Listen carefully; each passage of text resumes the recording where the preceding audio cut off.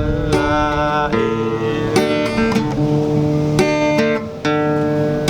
rồi biết lại cô gõ có bởi ya bởi ti rồi biết lại trong có bởi ma bởi ti rồi biết lại cả có bởi rõ bởi ti rồi biết lại trong có bởi chi rồi biết lại cầm có sang nhân bởi ti rồi biết lại bộ cầm có gia ninh bởi ti rồi biết lại này có lại cô bởi ti rồi bởi tâm có này rằm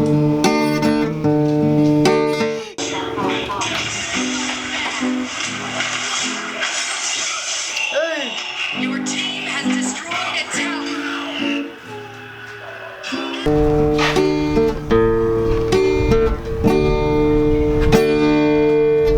Chuyện accident.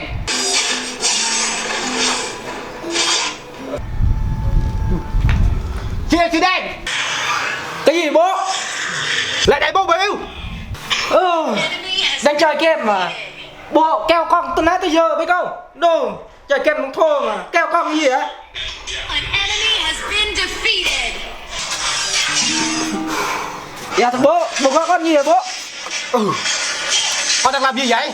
Dạ con đang chơi game nè. Suốt ngày chơi game rồi chơi gái không chán hả? Đi làm ngay.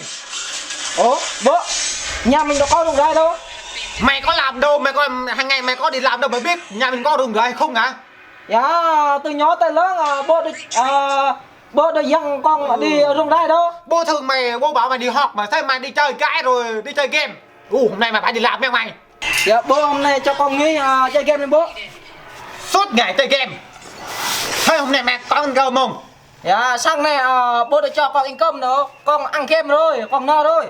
Thế chút nữa mày có ăn cơm không? Dạ hôm nay con ăn game rồi, no rồi. Con Mày còn lại lắm.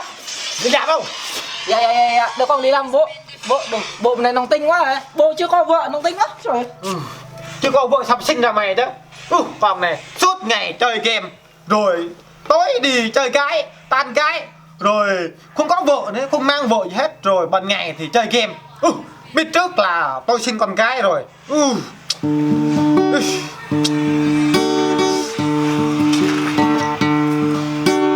Na có Allah Allah la e na có bơ chu Allah la e na có pi mo ne o la ram boy tâm có ne ram.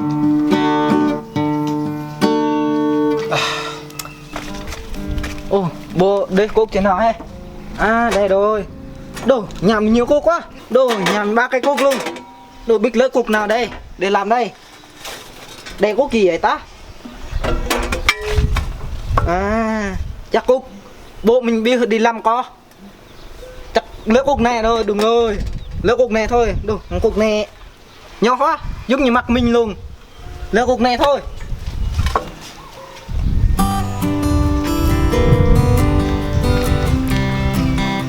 Ở nhà sướng hơn thì chơi game. Bố mình biết mình đi làm.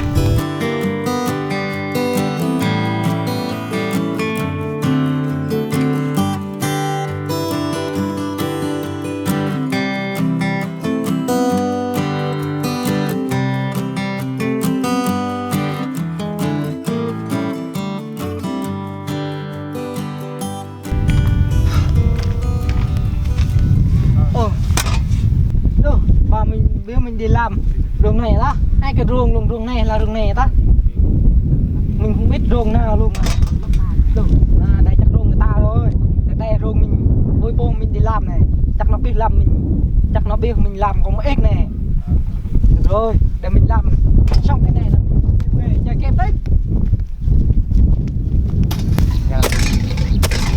Anh ở nơi tâm có đây là bờ này nữa, có đây là bờ này nữa, anh là tâm là có đây là có ranh nhà là ý nữa mà có ý biết khắp là bờ cao nữa, ý lại có là nữa, có ai dặn mình là có đây là bờ này nữa, có khắp ý tổ này nữa, có lặng là rất nhiều cái mới nữa, giờ bao giờ là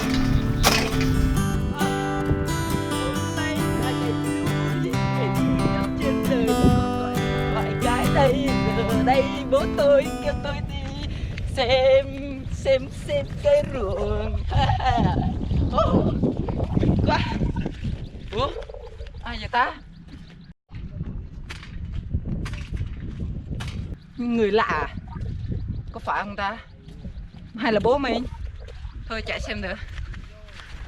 Ê, đừng à. Mày cút đất của ai á? Ủa, đây đất của tao mà. Đất của mày cái gì? Đây là đất của tao, tao mới kêu xây mới cày được mấy triệu bạc mà mày nói đất của mày à? Ủa? Thôi thì đất của tao đâu hả?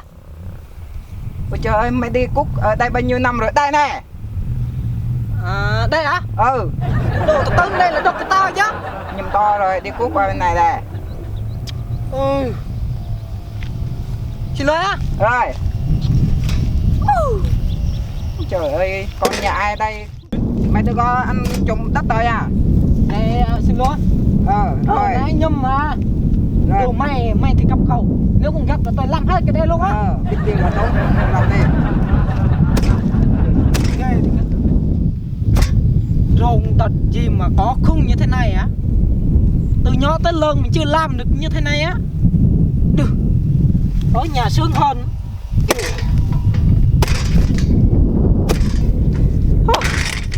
Mà ghê thì á. Đất gì mà có nhiều như thế này á? Vừa nóng vừa mệt luôn. Được.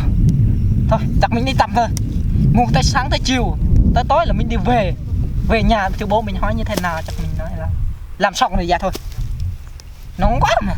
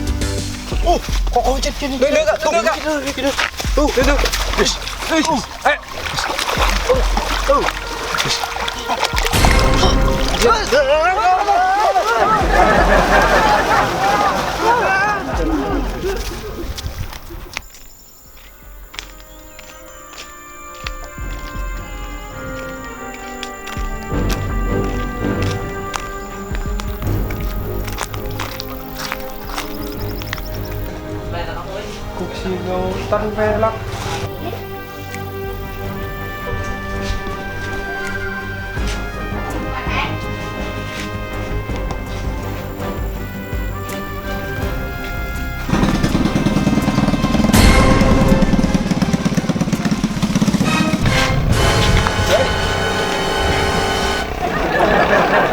Mày nó bận quá.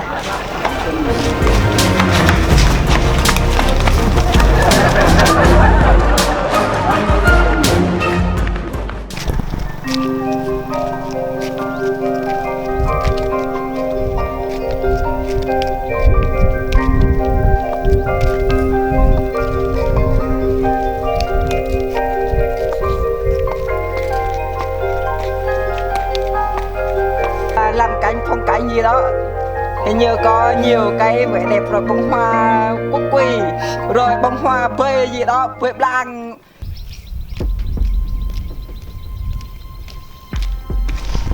Ôi trời nó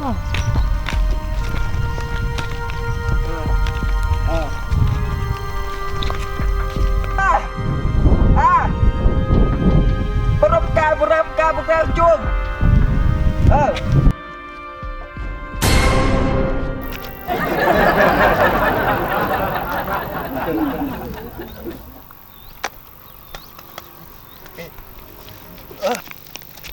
Rồi rồi, cảm ơn nha.